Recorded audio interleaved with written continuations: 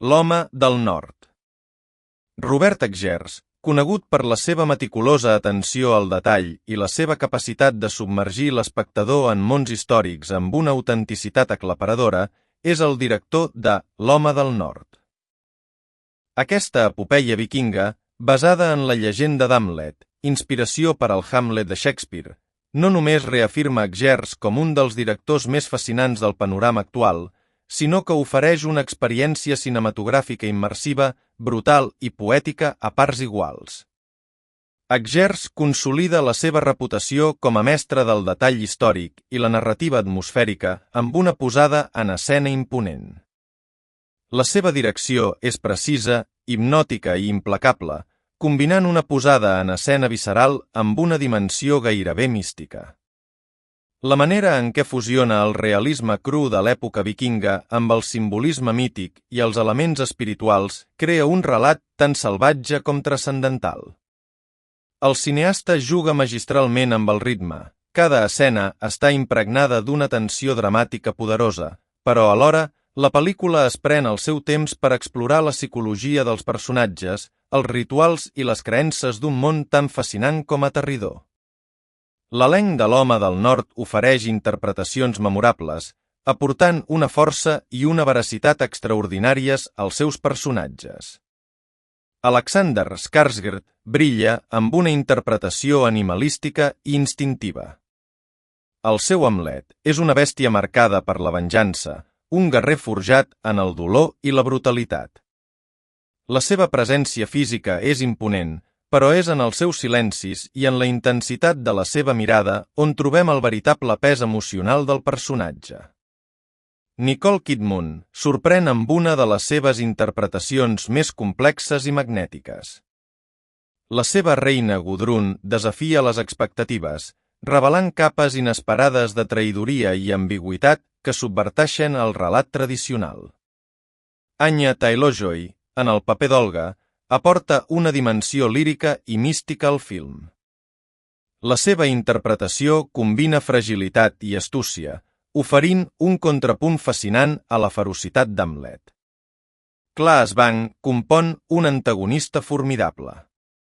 El Mjolnir que interpreta no és un vilà unidimensional, sinó un personatge amb matisos, i això fa que els enfrontaments entre ell i Hamlet siguin encara més colpidors. Ethan Hawke i William Dafoe brillen en els seus rols menors però essencials, aportant carisma i teatralitat a escenes clau. Björk, en la seva breu però inoblidable aparició com la vident, injecta un aire sobrenatural que reforça el component mític del film.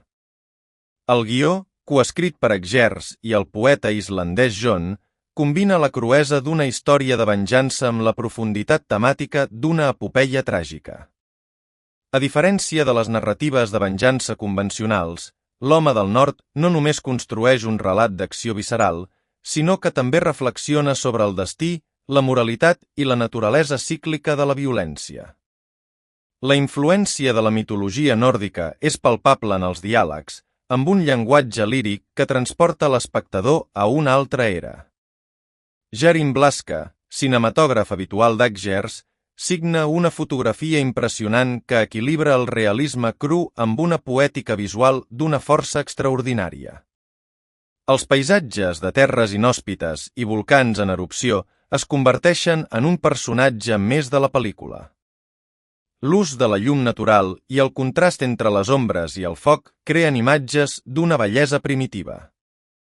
Les seqüències de combat, rodades en plans llargs i coreografies impecables, són brutals però mai gratuïtes, transmetent una sensació de realisme esfereïdor. La violència en L'home del nord no és estilitzada, sinó que colpeja amb una cruesa visceral que reforça la immersió en aquest món despietat. L'obsessió d'Eggers per l'autenticitat es reflecteix en un disseny de producció impecable. Les armes, les armadures, els tatuatges i les vestimentes estan basades en fonts històriques rigoroses, transportant-nos completament a l'era vikinga. Els poblats, els temples i fins i tot els petits detalls dels objectes quotidians respiren veracitat. El maquillatge i el disseny de personatges també són destacables. Els rostres marcats per la brutícia i les cicatrius, els cabells enredats, els rostres pintats amb pigments rituals. Tot suma per construir una atmosfera opressiva i creïble. Els efectes visuals s'integren a la perfecció en la narrativa, sense desentonar amb l'estètica realista del film. Les escenes amb elements mitològics i visions oníriques es despleguen amb una força hipnòtica, connectant el relat amb l'espiritualitat nòrdica. Amb L'home del nord, Robert Eggers no només va oferir una de les millors pel·lícules del 2022, sinó que va redefinir el gènere èpic amb una proposta que conjuga brutalitat, lirisme i rigor històric. Aquesta és una pel·lícula que no es limita a entretenir, és una experiència cinematogràfica absorbent, capaç de transportar l'espectador a una època remota amb un realisme aclaparador i una dimensió mitològica que la fa única.